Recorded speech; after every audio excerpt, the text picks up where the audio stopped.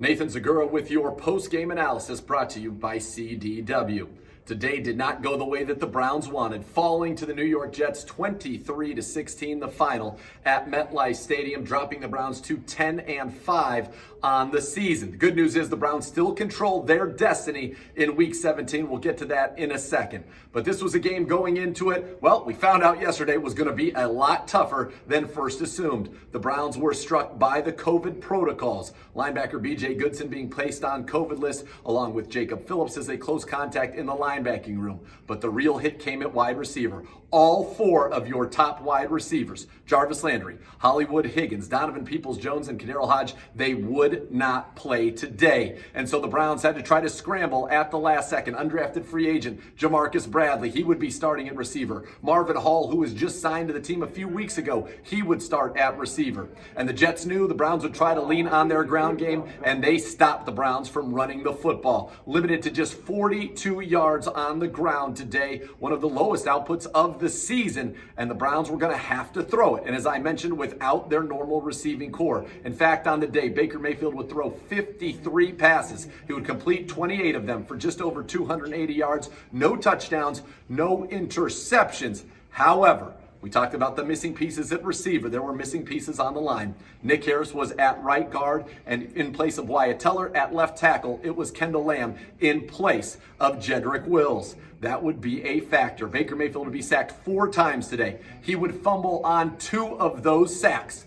Now, the Browns, they were in this game, though. It started off not very good. You'd expect all those pieces out on offense. Well, the Browns mustered only 3 first-half points. The Jets, they would have some trick plays, a staple of the Browns. Jamison Crowder, their receiver, throws a touchdown early, and they would take the lead 7-3. They would score again late in the first half on a blown coverage to Chris Herndon. They would be up 13-3 after the Browns would block the extra point.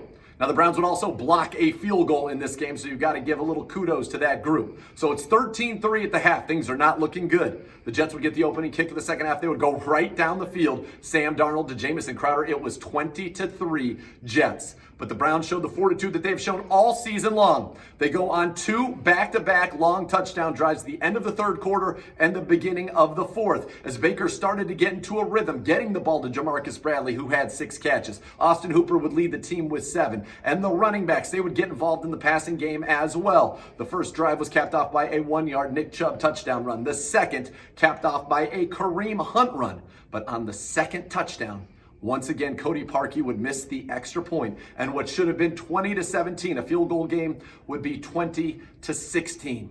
Now, the defenses for both sides would step up. Neither team could get in position. The Browns have the ball late, about 5 minutes to go, looking to go 90 yards to win the game. Baker Mayfield would be sacked and fumble again. The Jets would get the ball back up 20-16 deep in Browns territory. The defense would force a 3-and-out field goal. It is now 23-16. On the ensuing kickoff, about 2 minutes and 50 seconds left. The Browns having 1 timeout and the 2-minute warning. Time would not be a factor. The Jets kicked it out of bounds, so the Browns would start at their 40.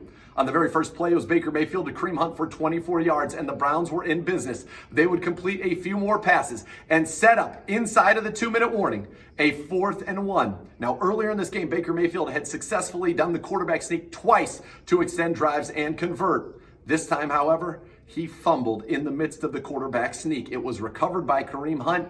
He picked up the first down, but inside of 2 minutes, you cannot advance a fumble. And the Browns would turn the ball over on downs. It would go back to the spot of the fumble. And that was it, 23-16. The Browns, they were in shorthanded. They competed, but it took a little while to get this offense going. No surprise there. But it was too little, too late. And you got to be clean, and the Browns weren't. 2 turnovers in this game. The Jets, 0 turnovers.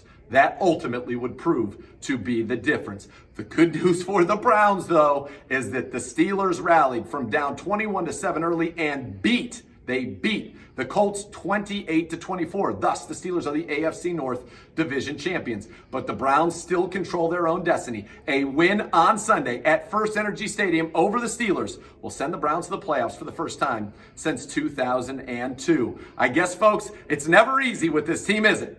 But could you ask for anything bigger, anything more meaningful than a Week 17 First Energy Stadium, Browns, Steelers, Browns win, they're in the playoffs? Because that is the scenario you are going to get next Sunday right here.